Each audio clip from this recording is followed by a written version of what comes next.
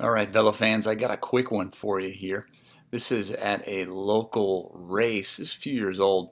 It was a race I was racing at in a different category. This is a Cat 5, and this is a full use of the road type of circuit, short circuit. I think it's 6 miles, and there's a turn at the top of the course here that's downhill, and it's a negative radius, meaning the turn gets tighter as you go through it. The exit is a tighter angle than the entrance. So if you're going the other way, this would be a super high speed turn, but it's not as it's a little tricky going this way. So there's usually some issues here. And Cat 5 being this early in the season, I believe this was February-ish for a lot of guys in this race. This is potentially their first road race ever of any kind. So let's take a quick look at it at full speed and see what goes on here as we go into this corner. Keep an eye on number 515. Off the road, high side, stuffed, takes a guy out, a couple guys over the bars. They're pretty rough. Let's scoot it on back and let's break it down. Let's see what goes on here. I did get a chance to actually see these guys in the pits after the race, and I believe this guy broke a collarbone, or the third guy to go down. You'll see a guy that kind of gets hung up and goes down on his right side. But one of them did do some damage. So here we go. 515 is heading for, like I said, it's a negative radius. It's pretty easy to do what this guy did, swing it wide. And he makes a mistake that we can all learn from. And you should make this instinctual. When you go off the road like this guy does right here, he's off the road. Whether you're riding by yourself, with a group, in a race, or whatever, when you go off the road, you into gravel, dirt, grass, whatever, do not try to save it back onto the road until you are well under control and or stopped. This guy maintains his speed down a hill off the lip into some soft gravel or chunk or grass, whatever, and tries to save it. And that's what does him in. He hangs up trying to come back in.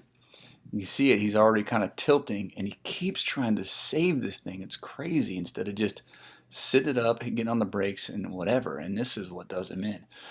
So he's got his foot down. It's incredible that he's already looking like, okay, I'm going to low side it, but the bike hooks up, and he full on gets catapulted into the seat. You see the seat just catches him in the gooch right as it hooks up, and it just catapults him over the side. And look at how much air he's getting.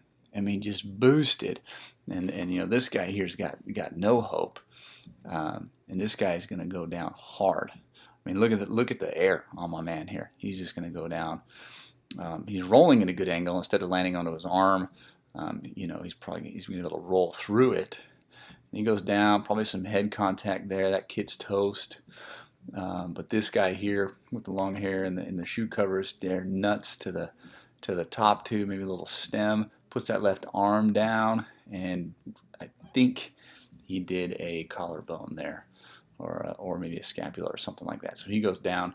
This guy couldn't see it, he couldn't get away in time or whatever, and he goes. He's a triathlete. He's got triathlon shoes, quick release guys, which is normal in Cat 5. They don't race a whole lot in the groups, and he goes down pretty hard, and that's about all we can see. So really, it's pretty simple, folks. Two things I think you can learn from this crash. Number one, everybody, whether you're by yourself or not, you go off the road, ride it out. Slow down, get under control, and get back onto the road safely.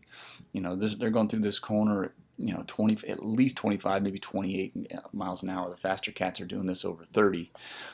He tried to save it, and he just full on high sides. If you remember Joseba Balaki, if you're an old race fan, if you remember that time Lance Armstrong rode through that field because a guy crashed in front of him, that was Balaki, and he did this high side where your bike hooks up and flings you.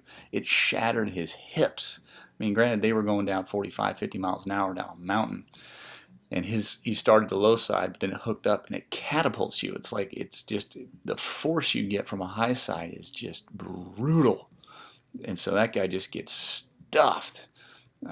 So pretty rough. So when you go off the road, ride it out, and then even to back up, if you can't see the exit to the turn, because this turn is a little tighter than 90 degrees, even from that guy's angle, from here where he's already, once you start turning, this guy 5515, he's starting to turn.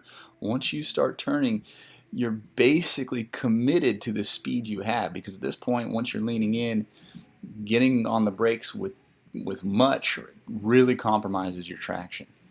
And so this guy, if you can't see the exit of a turn, you need to know the turn or play it a little safer. Nothing wrong with that. This guy had nothing to gain, by going through this. It's a big downhill section after this, so the racing isn't even on.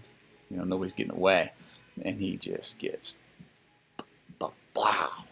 So watch it, folks. You go off the road, stay off the road until you sort it out.